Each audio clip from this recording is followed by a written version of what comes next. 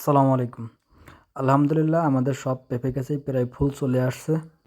কিছুটা দুশ্চিন্তার ভিতরেও আছি। আপনার যেভাবে ফুল আসছে বলা যাচ্ছে না কি পরিমাণে স্ত্রী গাছ হবে, অর্থাৎ পুরুষ গাছের সম্ভাবনাই বেশি। তবে কিছু পুরুষ গাছে আপনার আবার পেঁপে হয়, বাট স্ত্রী গাছের মতো এরকম দারুণ ফলন হয় না।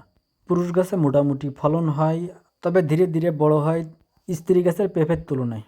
তবে মজার একটা সুবিধা আছে, আপনার স্ত্রী গাছে যে পরিমাণে রোগ আক্রান্ত হয় বা ভাইরাস আক্রান্ত হয়, বিশেষ করে মোজাইক ভাইরাস যে পরিমাণে আক্রান্ত স্ত্রী গাছে হয় বা হাইব্রিড জাতে যে পরিমাণে হয়, সে তুলনায় এই দেশি জাতটায় পুরুষ গাছে পেঁপে হয়, আর সে তুলনায় রোগ একদমই নেই বললে চলে। ওই রকম মোজাইক ভাইরাস আপনার ধরে না।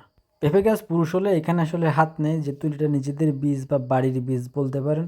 তো বাড়ির বীজে আপনার পেঁপের এটা সমস্যা হবেই। আপনার যদিও আমার সময় মতো ফুল আসছে বা সঠিক সময়ে ফুল আসছে, এরপরেও হাইব্রিডের তুলনায় এটার ফলন একটু কমই ধরা লাগবে। তবে সুবিধা আছে, আপনার রোগের জায়গায় খুবই কম। হাইব্রিড হইলে আপনার মোজাইক ভাইরাস মাস্ট বি ধরবে। তবে হয়তো আপনার ওই পরিমাণে না ধরলেও কিছু গাছ অবশ্যই নষ্ট হয়, যেমন গত বছর আমার কিছু গাছ নষ্ট হয়েছিল। কিন্তু পরবর্তীতে যে কোরাস ব্রিডে যেগুলা বা দেশির ভিতরে যেগুলো পড়ে, এগুলো রোগ খুবই কম হয়, বা দেখা যাচ্ছে 2-3 বছরে আপনার গাছ ওইভাবে নষ্ট হয় না, মোজাইক ভাইরাস ধরতেও পারে না, যদি মাটিতে পর্যাপ্ত পরিমাণে শক্তি থাকে।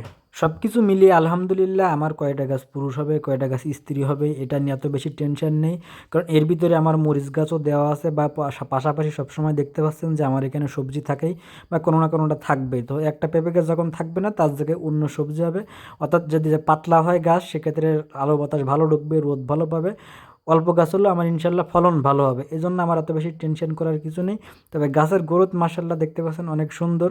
যদিও এখন যে গাছগুলো দেখতে পাচ্ছেন, এখান দিয়ে আবার হচ্ছে আপনার সিম গাছ ছিল, সিম গাছের কন্ডিশন অনেক ভালো ছিল।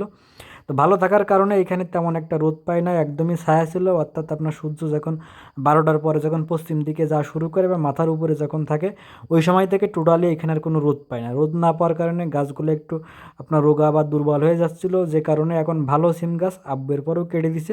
কারণ আমাদের সবসময় টার্গেটটাকে পেঁপে, কারণ পেঁপে আমাদের এদিকে ওইরকম উৎপাদন হয় না, সে তুলনায় পেঁপের দাম অনেক থাকে।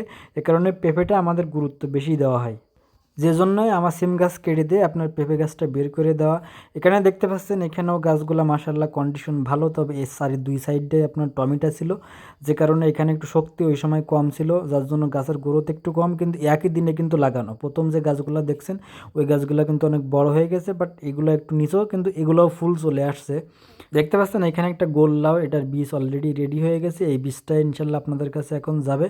তবে এই সাইডের গাছের কন্ডিশন যাই দেখছেন, কিছুদিন পরে এই কন্ডিশন আর থাকবে না। এখানে রাতারাতি এখন গাছগুলোর কন্ডিশন চেঞ্জ হয়ে যাবে ইনশাল্লাহ।